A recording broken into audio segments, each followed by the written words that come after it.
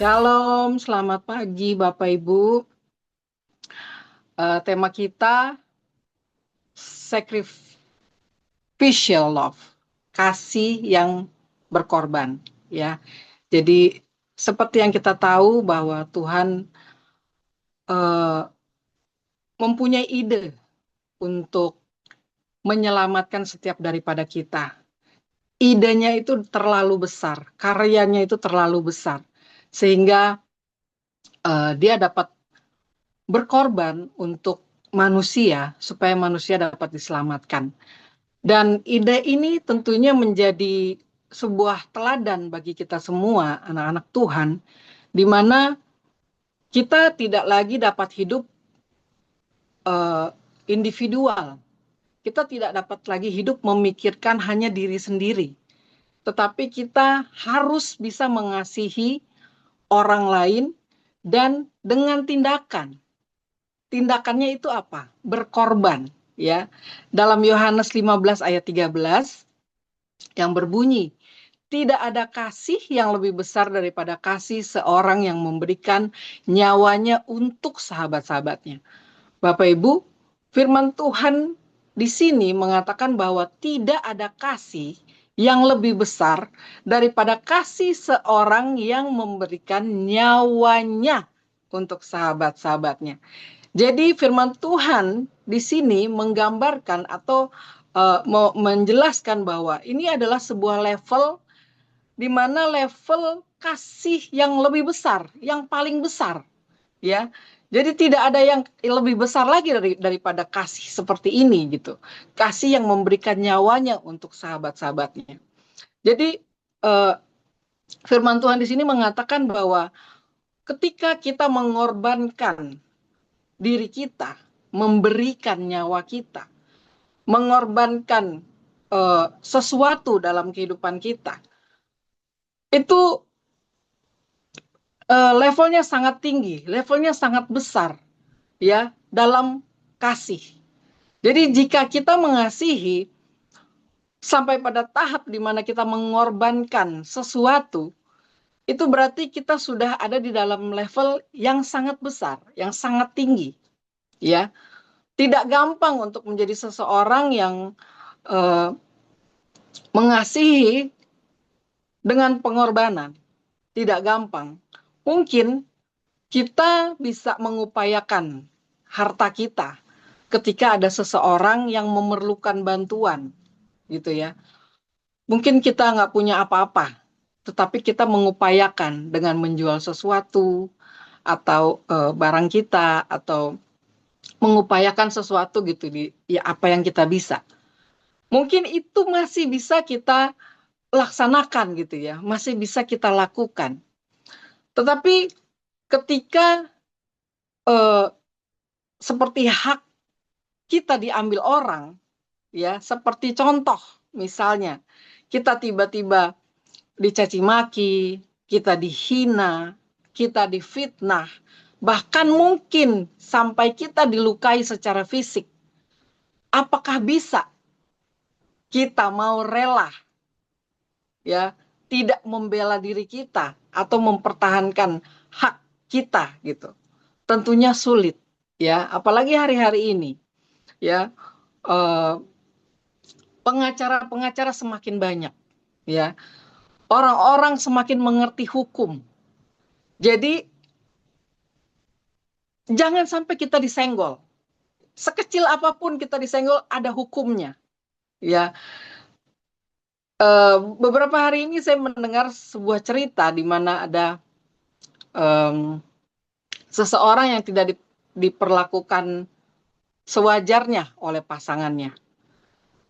Dan seseorang ini mengatakan bahwa dia butuh pengacara untuk um, memberikan hukuman kepada pasangannya itu.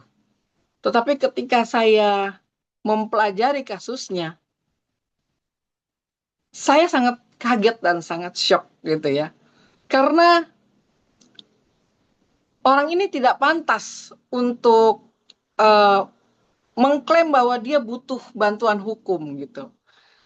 Dan masalahnya pun, aduh, Saya mau jelasin agak susah di sini. Masalahnya pun masalah hubungan suami istri gitu loh. Jadi dia mau mau menghukum pasangannya, melaporkan dan memakai pengacara untuk menghukum pasangannya karena hubungan suami istri. Dan hubungan suami istrinya ini bukan karena dia dilukai, bukan. Tapi hanya ya karena hubungan gitu ya. Yang menurut dia hubungan ini harusnya ada nilainya gitu. Ada bayarannya gitu ya Bapak Ibu. Dan memang kejadian hari-hari ini udah semakin kacau. Kita manusia sekarang diajarkan untuk tidak dapat mengerti apa yang harus kita pertahankan, apa yang harus kita korbankan, apa yang harus kita relakan. Manusia nyaris tidak mengerti hal-hal tersebut gitu ya. Saling bersaing untuk memakai pengacara karena egonya tersentuh gitu ya, karena difitnah, karena dicaci maki, apalagi sampai dilukai, seperti mungkin kecelakaan ya, atau kematian seseorang karena ulah kita misalnya. Itu kita tidak akan pernah lepas dari namanya jeratan hukum. Kita nggak akan pernah lepas dari yang namanya eh, panggilan polisi, pokoknya jeratan hukum. Pasti orang-orang tersebut akan membawa kita ke pengadilan, membawa kita kepada penghukuman di dunia ini gitu. Dan Tuhan Yesus jelas mengajarkan kita anak-anak Tuhan untuk rela berkorban. Di sini saya mohon tidak dinilai dengan apabila kita dicurangi atau kita dijahatin lalu kita tidak melaporkan mereka dengan kesalahan-kesalahan mereka, tidak ya, tetapi pada batas wajarnya ya. Apalagi Tuhan menyuruh kita untuk berkorban, memberikan contohnya untuk kita berkorban ya. Sampai di dunia media sosial pun kalau ada perkataan kita yang menyinggung atau menjelek-jelekan seseorang, kita pun kena jerat hukum. Dan waktu kita diajarkan Tuhan Yesus untuk berkorban, itu tandanya ada sebuah level yang tinggi bahwa ajaran Yesus Kristus itu sudah sangat di luar nalar. Ya, ditampar pipi kiri, berikan pipi kanan. Bagaimana itu semua bisa terjadi? Tentunya sebagai anak Tuhan, acuan kita hanya kepada Yesus. Waktu kita disakiti, waktu kita dijahati, selama itu demi kebaikan orang lain, kita diajarkan untuk rela berkorban.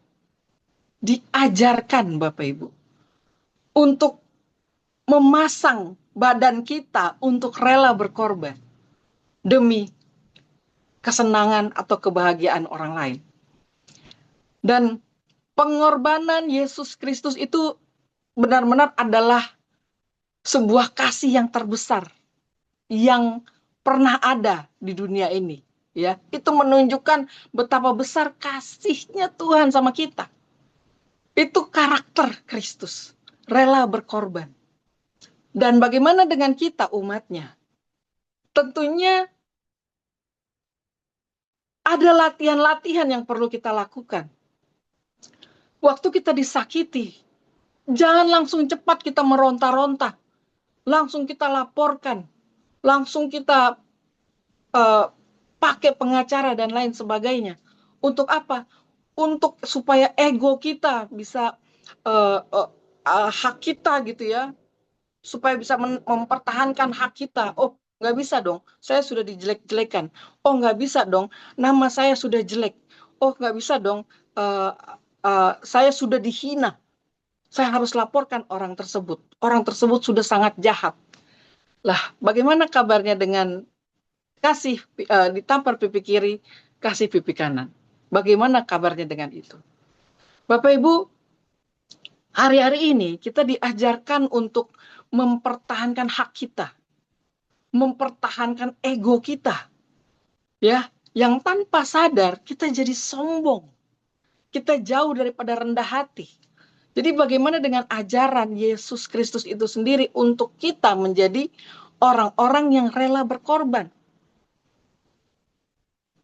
Itu gampang atau sulit? Tentunya sulit, Bapak Ibu. Tentunya sulit. Boleh saya katakan bahwa untuk mengorbankan sesuatu demi orang lain itu sangat sulit.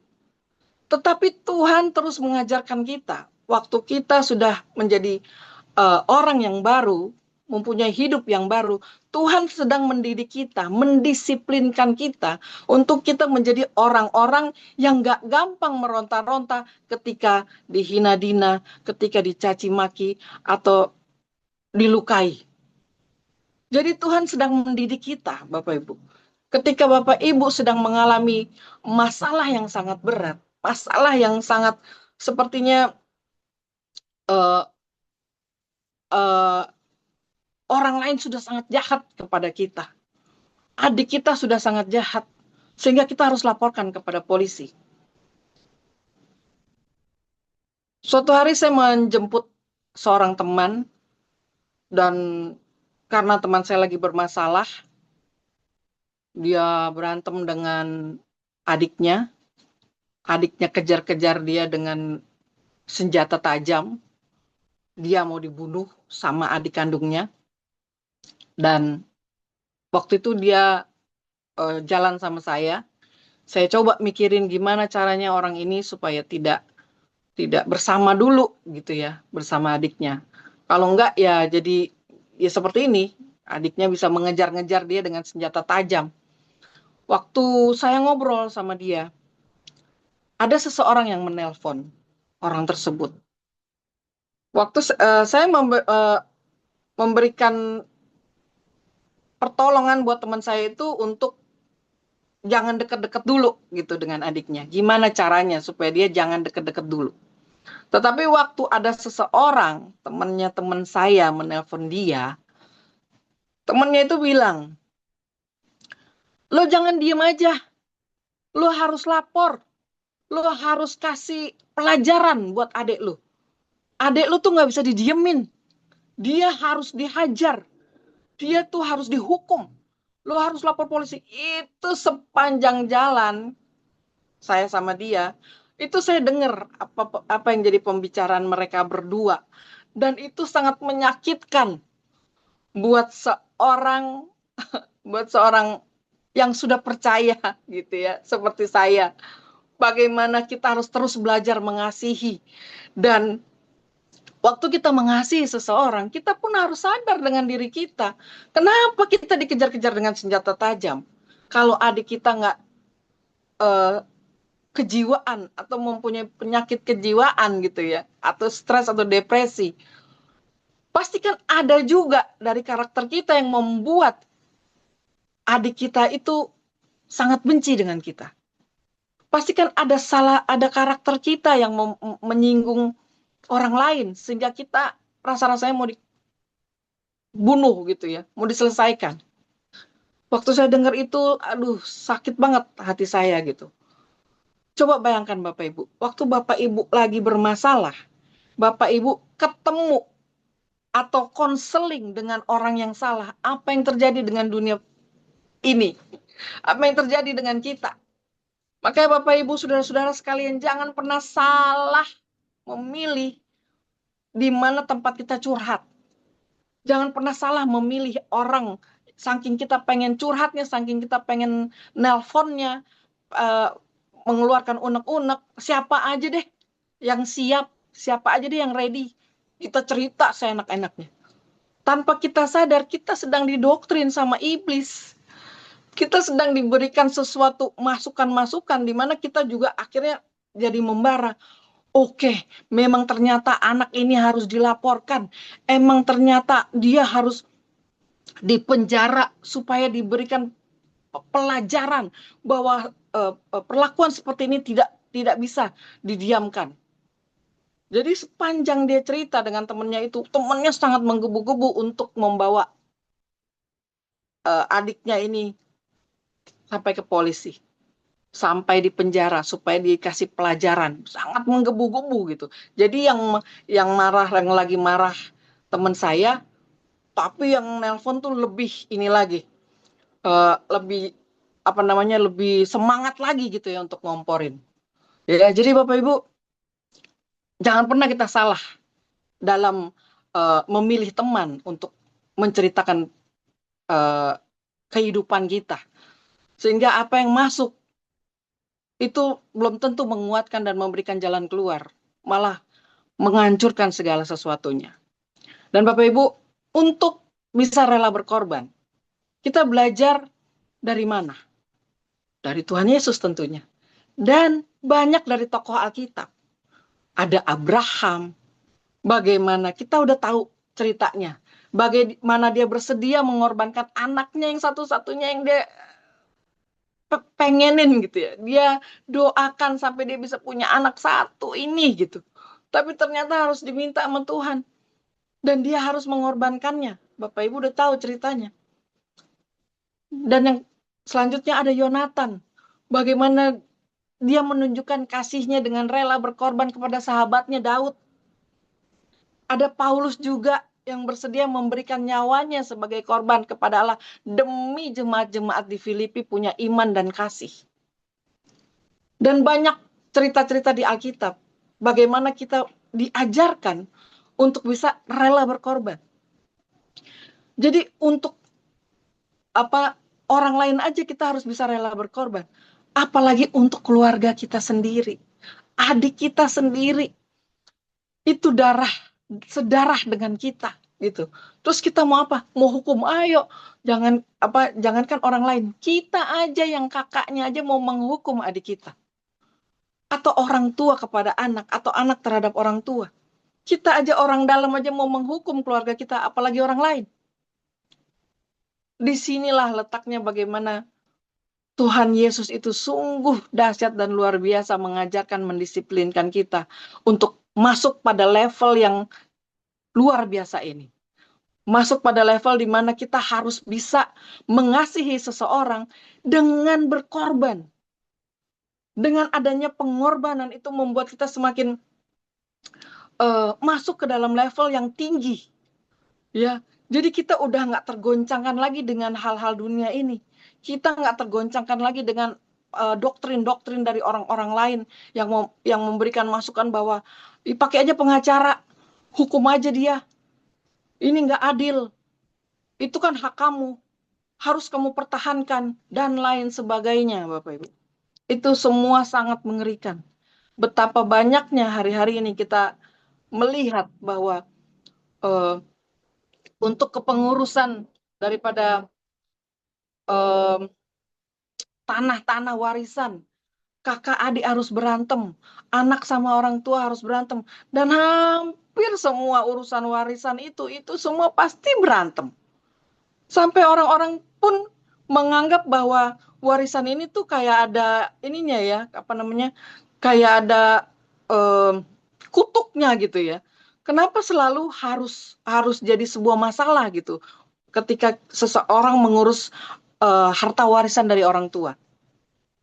Dan tentunya kita semua warga KGP ya, kita diajarkan untuk berkorban. Lalu gimana, apa kabarnya kalau tanah warisan kita hilang, kita nggak dapat? Berkorban Bapak Ibu. Jangan cuman karena kita mau harta warisan yang diberikan orang tua kita atau nenek kakek kita, terus kita rela berantem dengan kakak adik. Hampir rata-rata kita semua rela. Berantem lah, ayo berantem. Ayo mari kita meronta-ronta. Karena kita nggak dapat hak. Tapi di sini, Tuhan Yesus ajarkan, kita harus rela berkorban. Kalau saudara hari ini sedang mengalami hal tersebut, dan berakibat Anda tidak akan mendapatkan harta warisan tersebut, jangan takut. Jangan meronta-ronta. Itu tandanya Anda benar-benar mengasihi saudara Anda. Oh nggak bisa, nggak bisa, nggak bisa. Itu saya harus mempertahankan hak saya. Adik saya itu, kakak saya itu serakah. Mereka jahat, ina, inu, segala macam. bukan hak kita untuk menghakimi mereka. Tetapi waktu kita tidak meronta-ronta, melainkan kita menunjukkan kasih kita kepada mereka, bahwa nggak masalah gue nggak dapet, berkat gue udah ada, Tuhan sudah siapkan berkat-berkat gue, nggak masalah daripada gue harus berantem sama lolo orang yang notabene adalah kakak adik saya, kakak adik gue, terus gue harus meronta-ronta berantem sama kalian, no way, ya, no way. Lebih baik gue nggak dapetin itu semua daripada gue harus berantem sama kalian. Bisa nggak Bapak Ibu? Bisa, ya. Dalam Efesus 3:18, aku berdoa supaya kamu bersama-sama dengan segala orang kudus dapat memahami betapa lebarnya dan panjangnya dan tingginya dan dalamnya kasih Kristus. Bapak Ibu, betapa lebarnya, betapa panjangnya, betapa tingginya dan dalamnya kasih Kristus. Betapa, seberapa meter. Nggak ada Bapak Ibu. Bisa stres. Bisa stres memang Pak. Betul. Nah sekarang kita udah sadar bahwa Tuhan itu lebar dan panjang dan tinggi dan dalam kasihnya. Tak terukur Bapak Ibu. Nggak terukur. Jadi kalau kita yang masih terukur ini mempertahankan hak-hak kita yang aduh cuman menghancurkan keluarga aja. Ngapain capek-capek coba? Ngapain buang-buang energi? Ya, lebih baik kita saling mengasihi. Oke, fine. Gue nggak dapetin itu harta. Bisa nggak? Ayo. Bisa nggak? Mari kita sama-sama latihan, Bapak Ibu. Di sini saya sharingkan bahwa kita semua manusia punya kelemahan. Terutama yang namanya harta. Tetapi saya percaya kita semua dilatih Tuhan dengan caranya yang ajaib, dengan caranya yang dahsyat, supaya kita bisa lihat betapa lebar dan panjangnya dan tingginya dan dalamnya kasih Kristus. Tak terukur, ya tiada terukur besar kasih setianya Tuhan dalam kehidupan kita. Jadi untuk dapat kita belajar, kita bisa dapat terus masuk ke dalam level-level selanjutnya. Ya, jadi langkah-langkah praktisnya apa Bapak Ibu? Yang pertama, kebutuhan.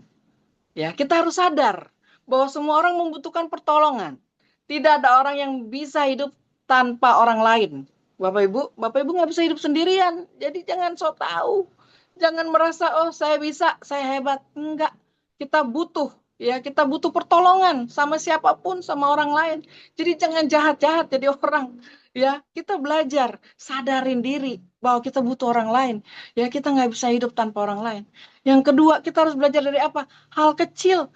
Mulai belajar dari hal-hal kecil, mendisiplinkan diri kita. Sehingga pada saatnya kita bisa dipercayakan hal-hal yang besar oleh Tuhan. Yang ketiga, memberi. Waktu kita memberi tanpa pamrih, maka berkat-berkat kita juga ngikutinnya tanpa pamrih, Bapak Ibu. Sadar nggak? Waktu kita kehilangan uang kita karena kita rela berkorban buat orang lain, dengan memberi uang segini-gininya, kita kasih. Loh, kita sih nggak banyak duit ya, tapi kok ada-ada aja gitu ya. Saya sih nggak kaya raya jadi apa miliarder atau apapun gitu ya. Nggak bisa disebut kaya juga gitu. Tapi kok saya mau jalan-jalan ada. Saya mau makan enak kok ada. Kok saya mau kebutuhan kehidupan saya sehari-hari kok tercukupi. Bapak Ibu, tanpa kita sadar, berkat-berkat kita pun tanpa pamrih mengalir ketika kita memberi tanpa pamrih. Jadi jangan pernah sampai kita, aduh kok hidup gue gini-gini aja. Coba renungkan kembali. Bapak Ibu masih ada sekarang ini, masih hidup sekarang ini, masih makan enak sekarang ini, masih tinggal di rumah yang enak sekarang ini. Karena apa? Ya, karena apa yang kita tabur. Sekarang kita sedang menikmati apa yang kita tuai. Ya, kalau Bapak Ibu menabur kejahatan sebelumnya, ya tuai dulu. Tuai dulu, ya, jangan enak-enakan. Ya, kalau kita sekarang sedang menuai hidup enak, bersyukurlah. Ya, karena kita juga diajarkan Tuhan untuk memberi tanpa pamrih. Yang terakhir, berdoa. Kita minta sama Tuhan, Tuhan please kasih kekuatan kekuatan buat kita. Karena tanpa Tuhan kita nggak bisa apa-apa, Bapak Ibu. Jangan sok kuat juga gitu loh. Ya, oh saya Kristen dari kecil, nggak apa-apa, Tuhan tahu kok. Jadi kadang-kadang lupa berdoa, it's okay gitu ya. Enggak Bapak Ibu, kita butuh berdoa. Kita minta Tuhan berikan kita kekuatan supaya kita mampu melakukan apapun. Kita mampu memberi tanpa pamrih. Kita mampu mengasihi sampai berkorban. Kita harus berdoa, minta kekuatan daripada Tuhan. Jadi 4 langkah ini kiranya kita semua sama-sama melatih diri kita supaya kita bisa going to the next level, supaya kita bisa yang tadinya kita jadi orang baik, kita menjadi orang yang lebih baik. Kita menjadi orang yang lebih baik, semakin baik, semakin baik. Dengan apa? Dengan mendisiplinkan diri kita dengan langkah-langkah yang sudah Tuhan tunjukkan dalam kehidupan kita. Baik, Bapak Ibu, mari kita sharingkan di breakout room. Sudahkah selama ini Anda menjadi pribadi yang rela berkorban dan mementingkan kepentingan orang lain daripada kepentingan diri kita sendiri, Bapak Ibu? Masalah gue banyak, ya gimana gue mau memperhatikan orang lain? Ya kan, masalah gue aja banyak, ntar dulu deh. Ya gue selesain dulu masalah gue baru nanti orang lain. No. Kalau kita diajarkan Tuhan untuk mementingkan orang lain, kepentingan kita akan beres dengan sendirinya. Ketika kita selaras dengan firman Tuhan, ketika kita sungguh-sungguh bersama Tuhan, pasti akan ada jalan keluar.